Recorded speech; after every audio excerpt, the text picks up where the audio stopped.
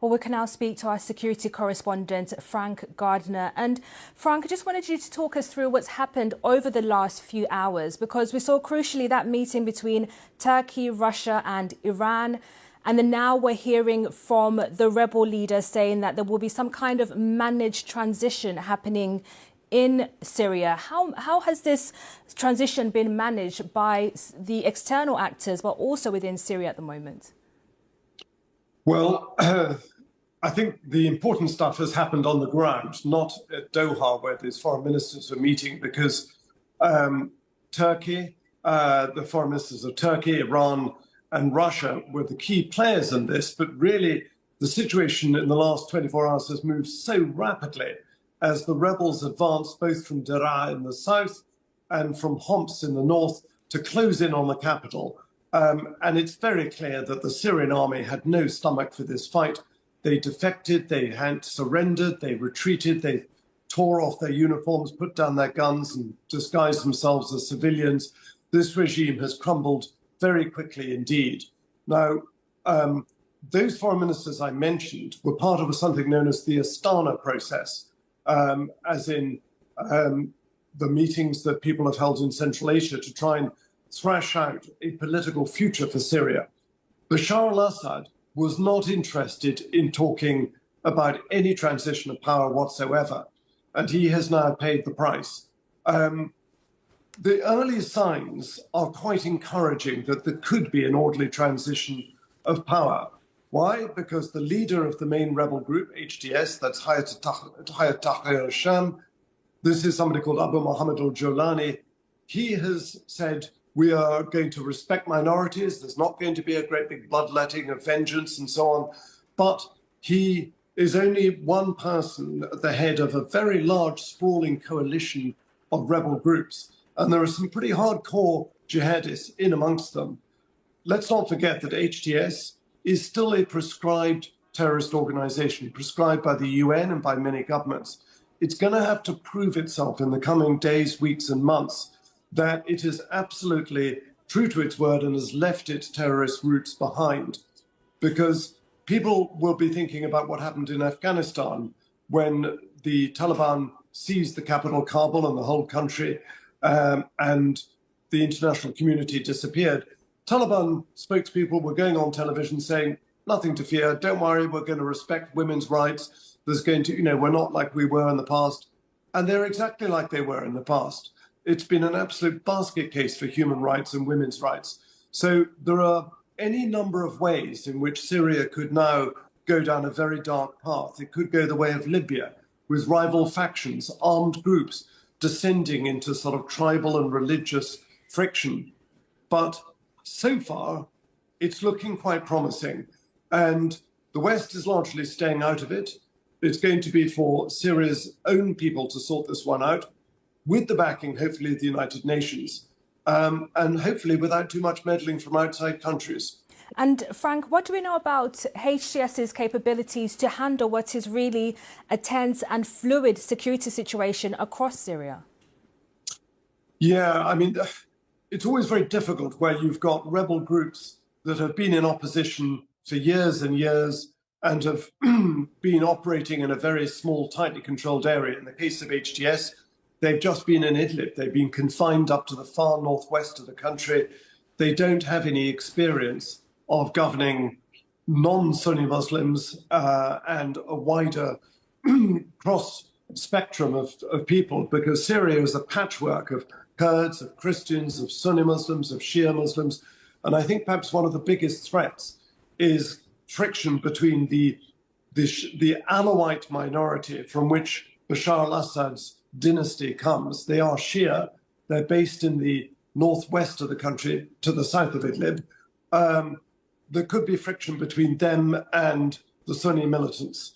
And let's not forget that. Sorry, Frank, I just wanted to add that we've got some images that have come in from Damascus which show damage to the Iranian embassy in the country. What do we know about this incident, and what does it tell us about perhaps people's feelings towards Iran in Syria at the moment?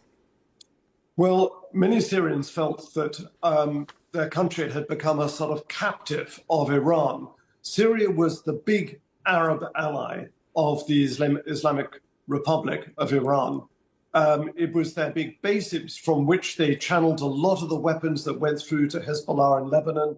There were very close relations between Bashar al Assad's regime and the rulers of the Islamic Republic in Iran. So this is a huge blow for Iran, and Bashar would not have survived this long without the assistance he had in 2015, both from the Russian Air Force, but on the ground from troops and advisors and military help from the Iranian Revolutionary Guards Corps, plus Hezbollah. Both of those last two were absent this time because Iran and Hezbollah have been severely weakened by their conflict with Israel. And all of this dates back really to the October the 7th, 2023 Hamas-led raid into southern Israel.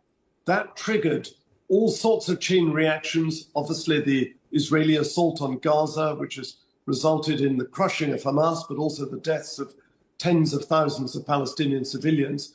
But the far-reaching consequences of this have spread well beyond the borders of Gaza or of Israel. It has meant that Syria's opposition, this rebel group, was able to seize the opportunity. They could see the opportunity and they took it with both hands to do this rapid lightning advance, first to Aleppo, then to Hama, then to Homs, and finally to Damascus, knowing that Russia was preoccupied fighting a war in Ukraine and Iran and Hezbollah were too weak to give Bashar the help he needed because his own army wasn't up for it. And talk to us about Russia's interests in Syria, especially its access to the Mediterranean Sea. Why is that important for Russia and why would it want to hold on to that? Well, this is Russia's southern flank in some ways. Russia entered the war in 2015 and lots of so-called Middle East experts, probably I was one of them, I don't know, a lot of people predicted this is going to be a disaster for Russia, it's going to be their Afghanistan. It really wasn't up until now. Russia's intervention in Syria was largely successful. It was a showcase for Russian weapons. It boosted their arms exports unpleasantly. But most importantly, rulers around the region, particularly in the Gulf, they looked at the contrast with how quickly America dropped their ally in Egypt, Hosni Mubarak, when the Arab Spring protests erupted in 2011. As soon as those crowds came out into the streets of Tahrir Square and so on, America dropped him. But when the Arab Spring protests broke out in Syria, as in other countries, Russia stood by their man, Bashar al Assad. Now, Russia's got its own interests there. I don't think there's any particular wasn't any great warm affinity on a personal basis, but Russia wanted to keep its base on the Mediterranean, Tartus, its naval facility. It's also got an air base, or has had, at a place called Al-Hamameim. The future of those bases is now uncertain, but Russia does have a fallback position in the form of Libya. It's got very close relations with General Khalifa al-Haftar in eastern Libya, based in Benghazi. It's got the use of air bases in Libya. So if it loses Syria, it still has a Mediterranean base. But by and large, this is a net loss for Russia. It looks weakened by it, and it's a setback geopolitically, geostrategically for Russia. And in the midst of all of this, I guess the foreign power that might think their actions have been successful is Turkey. Just talk to us about Turkey's role in what's been happening over the last few days, but also crucially how it could shape what's going to happen next in Syria. Yeah, I think you're absolutely right. I mean, Turkey has backed the Islamist rebels. I think we should just define this word Islamist. It's not the same as Islamic. Islamist means somebody who believes that Islam, the religion, should be an integral part of government, shouldn't be separate. And so these rebels are Islamists. That doesn't mean they're the same as jihadists. There are some jihadists amongst them. I know this is slightly complicated. There is an overlap between them. Turkey is also largely, and it's pretty much an Islamist government. It's Friends of the Muslim Brotherhood, for example. So Turkey has been backing the rebels and will be very much involved, I think, in the future shape of Syria. It shares a long border with Syria, a fairly porous border in places, and it's got a vested interest in having a stable southern neighbor.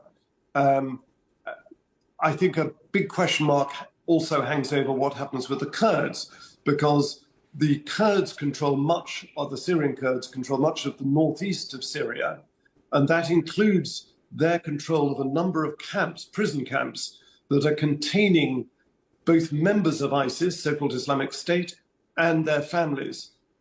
If that control was to be lost through attacks by Turkey, then there is a risk that ISIS could become resurgent in Syria. And a point on that, Frank, sorry to interrupt you. We've had a statement coming in from a US Pentagon official saying we are aware that the chaotic and dynamic circumstances on the ground in Syria could give ISIS space to find the ability to become active, to plan external operations. Donald Trump has said that the US should stay out of what's happening in Syria. But do you think that's going to be the case going forward? Well, the US has a base in southeast Syria at a place called Tanf. It's right by the triple border with Jordan and Iraq. And there's about 900 US special forces and support logistics people there. Their job is to keep an eye on ISIS. And every now and then, CENTCOM, the US Central Command, will issue a press statement saying that they've carried out an airstrike on suspected ISIS or Al-Qaeda positions. So even though ISIS was defeated in 2019, it lost its last stand at a place called Baghouz in Syria, and it lost its physical caliphate. Ideologically, it hasn't gone away. And organizations like ISIS and Al-Qaeda absolutely prey with P-R-E-Y, they prey on chaos, confusion, breakdown of law and order, where people feel dispossessed, that they've got no future. That's where they tend to step in and take advantage of it. So there is a risk if Syria starts to spiral, if Jolani and the rest of his rebel group, if they don't establish a smooth transition of power very quickly and move to elections and basically calm the place down, if they don't do that, there is absolutely the risk that ISIS and Al-Qaeda could become resurgent and form new bases and start planning international terror attacks from Syria. And Frank, I guess it's important to remind our audience about just how deadly the civil war in Syria has been. You know, this is a war where we saw the emergence of ISIS, as we were discussing, but we also saw chemical attacks and intense Russian bombardments of cities like Aleppo. This really is a defining moment for Syrians. We've heard from people who are saying they're just grateful that perhaps they will have some days without being under bombardment in the country. Yeah, I mean, Russian Air Force was bombing the rebels only a few days ago, right up to the last minute. So, you know, I don't think there's going to be much love lost between them. I can't understate, or overstate rather, the extent of the kind of prison gulag that Bashar al Assad's regime oversaw. And it wasn't just him, it was his father as well, Hafiz al Assad. So for older Syrians and older people in the Middle East, the name Hama is synonymous with that of a massacre, where Hafiz al Assad, Bashar's father, essentially lays siege to a Muslim Brotherhood uprising in the city of Hama, in which well over 10,000 people, civilians, died. There is an entire network of prisons, not just Saydnaya, which is the famous one just outside Damascus. There were so many different branches of the military intelligence deep state that Bashar oversaw. You know, Air Force intelligence, home security intelligence, military intelligence, political intelligence. They all had their torture chambers. And the extent of organized systemic torture in Syria's jails is off the scale. So many thousands died under torture. So I'm afraid there are an awful lot of scores that people will want to settle.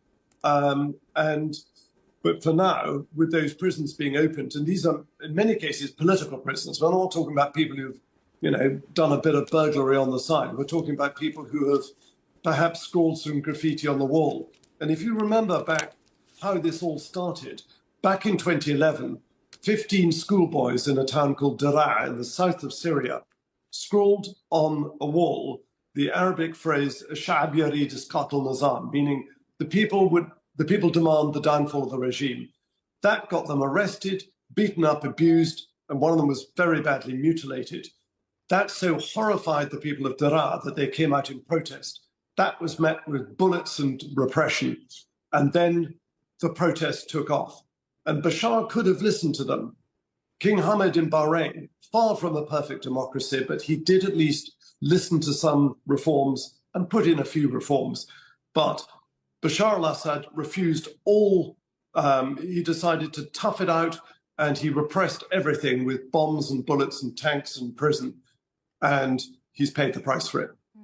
And Frank, I just want to share a line with you and the audience that we're getting, which is that the Syrian rebel coalition say they have started an attack on Kurdish forces in the northern town of Manbij. And I guess this goes back to those discussions we were having about perhaps what Turkey might want to see happening in Syria.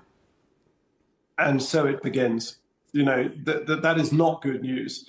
The last thing Syria needs right now is another internal conflict. But yeah, I mean, I'm not surprised to hear that. I mean, if you look at the map of Syria, you will see the different areas under different control. There are Turkish-backed Islamist groups. There is this main rebel group that has taken Damascus. There is the Kurdish area, and there was, up until a few hours ago, the government-controlled areas. But the Kurds, I think, will be quite worried about this because Turkey considers that its main enemy, essentially, is the PKK, the Kurdistan Workers' Party, which is allied to some Syrian groups, and it has been bombarding some of the Syrian Kurdish groups. One of the things that the West worries about is that Turkey, a NATO member, could end up so damaging the Syrian Kurds that they can no longer keep control of those ISIS prison camps I was talking about, in which case we are going to see ISIS resurgent in northeast Syria. Again, the last thing Syria needs and wants. Indeed, and just shows how this conflict could further spiral. And Frank, we just want to show our audience some pictures that we have coming in from Erbil in Iraq. They show people out celebrating, waving Syrian flags. We've also seen similar scenes in Turkey as well, really pointing to, you know, the millions of people who've been displaced out of Syria following the war. But now we've also seen images of some of them trying to get back home as soon as they can. Yeah, I mean, you know, I did the 10 o'clock news last night in BBC, and I drove home through Oxford Street. And I heard what it sounded like gunfire. It wasn't, I'm glad to say. Basically there was a kind of convoy of Syrians celebrating, waving the flag of Free Syria, which is black, white and green rather than black, white and red. And they were honking their horns and letting off the sound of, it was some kind of fireworks, I think, but it sounded like automatic weapons fire. And they were celebrating already last night at about 10:30 at night. There will be a lot of people very relieved. I think the big question is what happens to the great Syrian diaspora, all those millions of Syrians who left Syria because of the civil war. They're not going to come back immediately. I mean, some people are already. There's convoys that have been coming from Lebanon back into Syria. But it's very early days yet. You know, I think the world needs to see that this transition can be peaceful and orderly and that it's going to work, and that Syria is not going to go the way of Libya and descend into chaos.